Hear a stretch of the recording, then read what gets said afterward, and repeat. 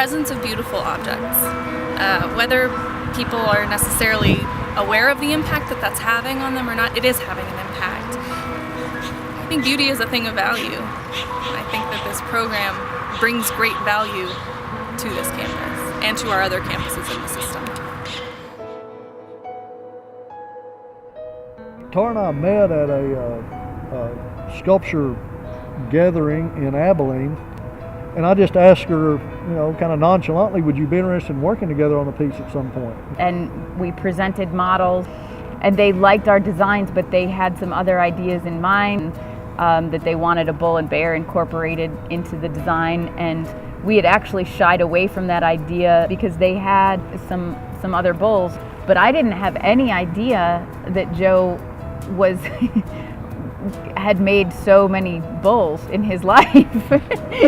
And so I think it's a credit to him that he didn't just come in and say, well, I make bulls, let's get a bull out there. We didn't really have a preconceived idea. Yeah, we really didn't.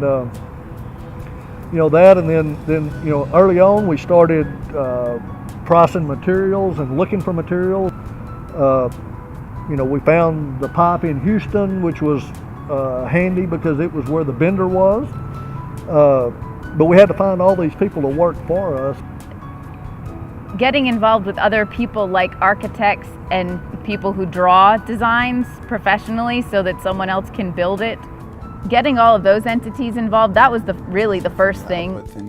So like what I'm doing right now for Tara is taking these arcs, and they're all following just a set of rules that we can tweak, and so at the end we get like an Excel spreadsheet of all the pieces that we need to cut and how they're supposed to be cut, all the drawings, and if we want to go back and change some of the foundation kind of baseline curves in this particular instance, we can just move things around and it all just scales back, and we have a new cut sheet ready to go. And I told Tara at one point that I thought I'd done public art projects before, but I really probably hadn't after I'd done this one because of the magnitude of everything involved. But that's, after we got all those materials gathered up, then we started building both in Houston and in my studio in Thornton. I grew up in rural Texas. I grew up in one of the least populated counties in Texas, where there's less than 2,000 people live in 900 square miles here. I'm kind of fascinated by the Texas myth, Texas mystique. And everything's bigger, everything's stronger, everything's larger than life in Texas. And so I've always kind of used that. What you need to make sculpture of is what you know. What I do know about is rural Texas. And I really love the storytelling.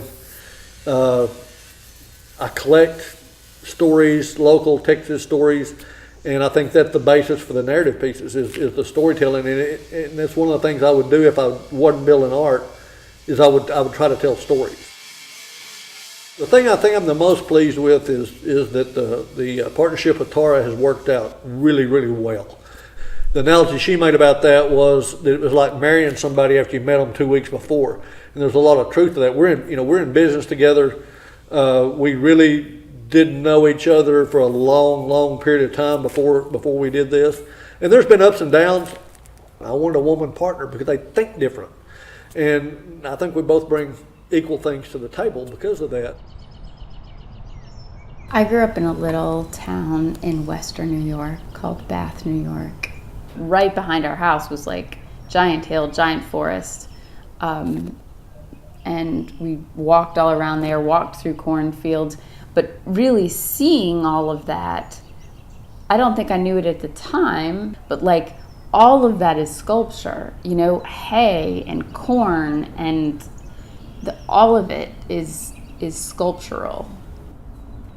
You know what I've learned? I've learned that it is impossible to not put yourself into your work, even when it's public art, with a very constrained call for proposals, for instance.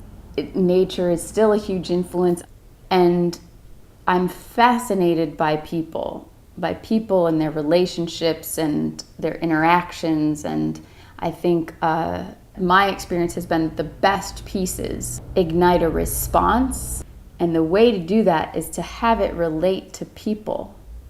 So public sculpture, and the pipes. And then his 8, 7. I did one day when Augustine and I were working, I was just like, what?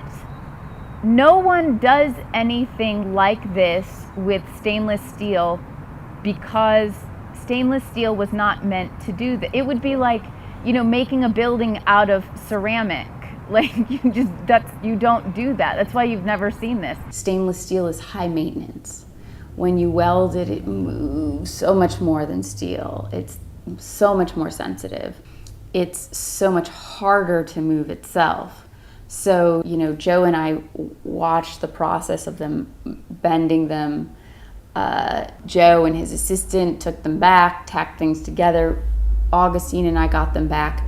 And then we had to really work to actually take them from tacked and kind of right to perfect. So we went through an amazing amount of labor preparing all of the pipes after they were bent, after they were cut, before we did too much with them so that they would be fully prepared to go. We had 240 bends and we had 200 pieces. That's what constructed the entire set of pipes. I knew it was going to be difficult because what we were doing was not something that you can draw it on the computer, you can do all that, but when you really go to do it, all that's out the window. You just have to make it work. But, we all hung in there and we all worked with it and it came out beautifully. And now we've accomplished this really cool thing that hardly anybody ever does with this material, which we did sort of unknowingly. I think that our work integrates the ideas and components of business along with how business is, people are the engine of business. I think it's also about educating people, whether it's about art or whether it's about this specific piece of art. We've had people today comment about why there's art on the Tech campus and what this piece means, and it's surprising how many students walk by, and it makes them think about what business means, whether it's Wall Street or like I said, the commodity icons on the ground. But it makes you think about when you walk by. Even if you're unconsciously not really paying attention, at some point in the day you're going to go, what did that mean? Joe makes a good point about starting a conversation, and I think part of the conversation is questions. Questions about the work itself, questions about themselves or what they're doing here or the school or whatever, but questions, and that seems to be the strong suit, I think, with public art, and hopefully the idea that it is in public versus hanging on a gallery wall, it brings those questions to more people. I really think my favorite, without isolating one of the elements, I really think my favorite aspect of the piece is that it does incorporate Joe's work and Tara's work in a really interesting, cool way. Really blends what they both do individually kind of seamlessly. It looks like a cohesive project out there. History is really recorded through art and words, and history is so important to the future. I think that's the biggest and most important thing about artwork. It's a diary of the times. The work that's produced by anyone, by folk artists, by narrative artists, by conceptual artists, by abstract artists, by contemporary artists, it is all a narrative and a record of the time. And you can look back, as is novels, for instance, but you can look back and you can look now and you can see what's going on in the world by looking at the art that's being made.